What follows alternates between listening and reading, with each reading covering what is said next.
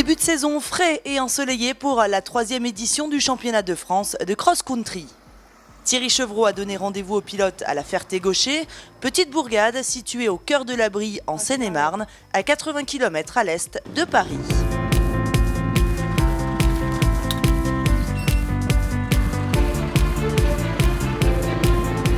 Pour cette première de l'année, ils étaient 80 quads et 110 motos sur le site d'Univers Tout-Terrain, un complexe dédié à la pratique des sports mécaniques sur lequel il a fallu beaucoup travailler pour rendre le terrain accessible après les intempéries des dernières semaines.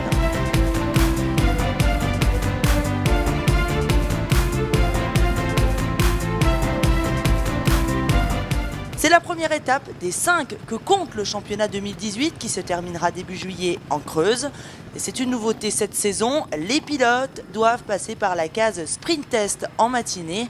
Une boucle courte chronométrée qui définira ensuite les lignes de départ pour les courses de l'après-midi.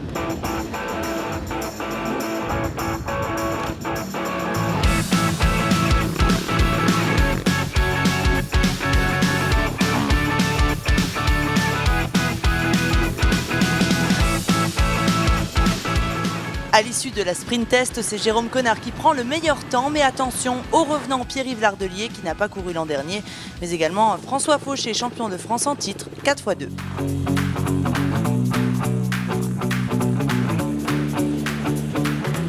Toutefois, si les pilotes s'élancent par vagues, c'est bien le chrono réalisé par chacun d'entre eux qui fait foi au classement final de la journée.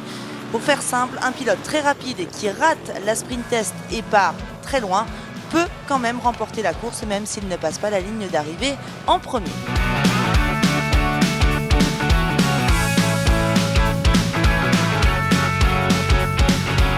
En première manche, Lardelier prend le meilleur départ, mais il se fait rapidement passer par Fauché qui trouve l'ouverture. En menant le peloton, le champion de France en titre s'est mis à l'abri des projections de boue. Avec le dégel, la piste était particulièrement glissante et sale. Et dans les vagues de derrière, le terrain a bien compliqué les choses.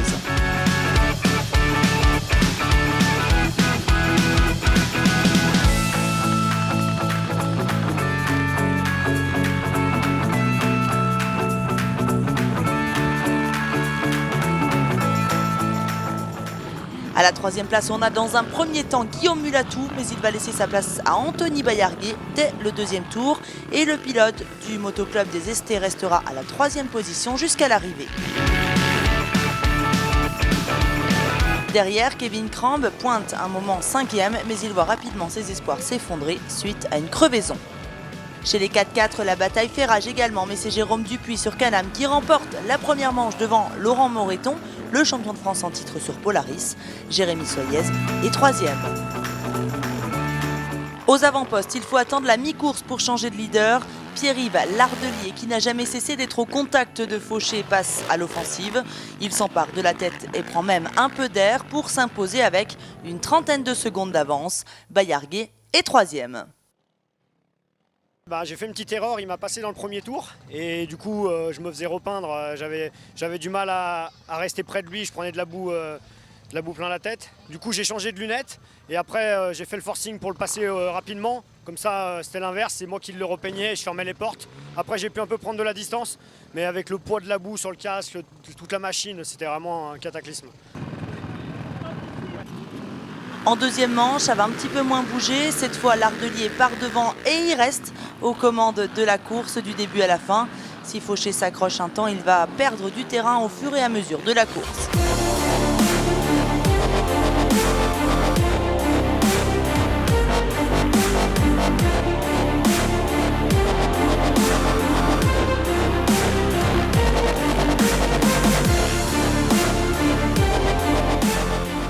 Troisième en début de manche, Kevin Crambe abandonne sa position au 4e tour au profit de Pierrick Schweda. C'était bien parti pour le podium pour les pilotes du team PKS Motorsport, mais c'était sans compter sur une panne sèche à 300 mètres de l'arrivée. Eddy Noël arrache la 3e position dans le dernier tour de course. C'est Antoine Latarguet qui termine au pied du podium de cette seconde manche après une belle remontée. Dans le dernier tour, Lardelier lève le pied pour éviter la panne sèche. Il s'impose à nouveau et réalise le doublé, mais Fauché était revenu dans sa roue. Dans le dernier tour, j'ai cru que j'allais tomber en panne d'essence, donc j'ai un peu soulagé. J'ai changé de lunettes, j'en avais emmené en 2 paires dès le départ. Donc voilà, non, satisfaisant. La machine by rapport a super bien marché, super moteur, super suspension. On a fait un petit changement de pneu pour la deuxième manche, j'avais plus de grip, donc c'était super. Chez les 4x4, on note la blessure de Jérémy Soyez alors qu'il menait la course. C'est donc Loïc Bédu qui remporte la manche d'une courte tête devant Jérôme Dupuis et Thibaut Loubière. Dupuis repart leader du championnat 4x4 à l'issue de cette première étape en Seine-et-Marne. Chez les féminines, enfin, Betty Kraft repart de la Ferté-Gaucher en tête du championnat. On passe aux motos avec cette fois également une sprint test le matin pour définir les grilles de départ de l'unique manche de 3 heures. On compte logiquement sur Nicolas Deparoy pour animer les débats. Il fera office d'épouvantail pour la concurrence. Je pense notamment à Xavier Flick qui évolue lui aussi en élite en enduro.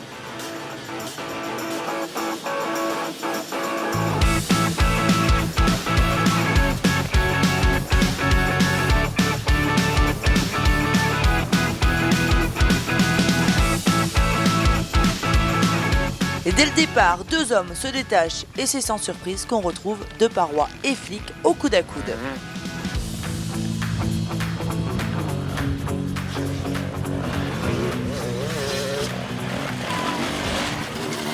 Et dans un premier temps, le pilote Sherco se contente de coller la roue arrière de la Catherine Millam.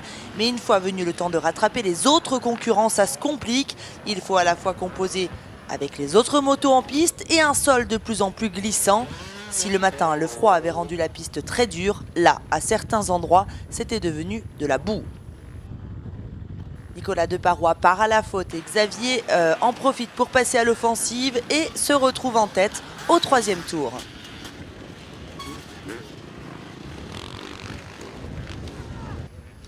Derrière eux, c'est assez chaud entre Étienne Fontaine qui accroche la 3e place pendant 4 tours. Mais ça s'agite fort aux 4 et 5e positions avec le tout jeune Evan Raffard et Enzo Daré. Au 4e tour, c'est à nouveau la bagarre pour les 2 hommes de tête qui doivent composer avec les autres concurrents. Cette fois, c'est Xavier Flick qui chute. Deparoy en profite pour se donner un peu d'air. Avec un 302 temps et malgré un gros réservoir, Flick opte pour une stratégie à 2 arrêts et ravitaille après 1 heure de course. Même s'il est toujours 2e, il pointe à 1 minute 30 de Deparoy qui lui ne fera qu'un seul arrêt à 2 heures de course sur la 450 Yamaha, équipée elle aussi d'un réservoir de 13 litres.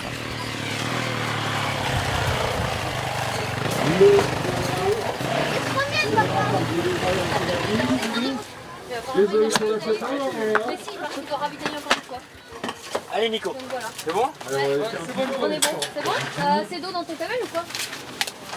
Putain, j'ai pris 2 chutes. Moins de 10 heures. Il est tout revenu. Allez Nico, allez.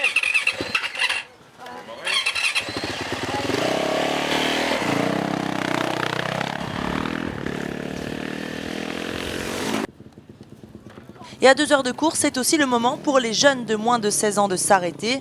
Et le plus rapide d'entre eux, c'est Evan Raffard, un jeune de l'Enduro Kit qui pointait 5e au scratch lorsqu'il a dû s'arrêter. Pour le podium, il y en a un qui remonte depuis un moment, c'est Guillaume Chomeil. Parti loin, il va chuter, enchaîner les ennuis avant de retrouver un rythme correct qui lui permet de remonter doucement mais sûrement au classement, faisant sauter ses adversaires un à un.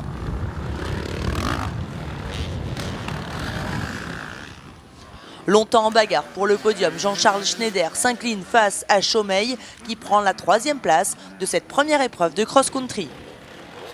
À l'avant, Nicolas Deparoy n'a plus jamais laissé planer le doute sur l'issue de la course. Plus rapide que Xavier Flick et avec un seul arrêt au stand pour ravitailler, il s'impose avec une belle avance de plus de 3 minutes 30 sur le pilote Sherco. Le circuit n'était pas facile et il fallait vraiment rester concentré longtemps, donc on a pris nos repères un petit peu au début, donc on a joué tous les deux. J'ai vu qu'il était rentré au stand, donc du coup j'ai pu faire mon petit truc tout seul. Et puis surtout à la fin, ça c'est devenu un petit peu plus facile pour moi parce que la bonne terre est ressortie et j'ai pu enfin attaquer comme je voulais et rouler comme je voulais, quoi. J'ai fait un premier relais d'1h20 et on était vraiment bien, on bagarrait ensemble, on s'est doublé, redoublé, enfin Même des fois c'était un peu limite comme ça glissait. Et après mon premier ravitaillement, du coup j'ai un peu perdu le rythme, on n'était plus en bagarre, tout ça, donc c'était un peu plus compliqué. Et puis après je me suis reconcentré sur moi, on m'a pas noté les écarts, donc ça m'a aidé à rester dans le rythme aussi. Et puis à la fin, je pense que j'avais un bon rythme encore à la fin, physiquement ça va. Chez les féminines, elles étaient 3 au départ et c'est la championne de France en titre, Audrey Rossa, qui s'impose après une belle chute en début de manche. Justine Gessler est 2e après avoir mené la course en début de manche. Marie Froment termine 3e malgré une blessure. À l'issue du week-end et malgré le froid, Thierry Chevreau peut enfin souffler 2 minutes et tirer un premier bilan de son ouverture de championnat en région parisienne. Une épreuve insolite, effectivement, avec ici sur le site d'Univers Tout-Terrain, un club qu'on a créé il y a 2 mois. Donc c'est une grande réussite d'avoir fait ce pari, de faire l'ouverture du championnat pour la 6e année. On espère qu'on va avoir la visite un petit peu d'autres élites qui viendront, parce que c'est vrai que sur le championnat du monde maintenant, le cross-country risque de réapparaître. On a vu l'année dernière en Angleterre. Et donc ça ne pourrait être qu'une bonne chose de les voir venir s'entraîner sur nos épreuves du championnat, qui cette année va être un magnifique championnat.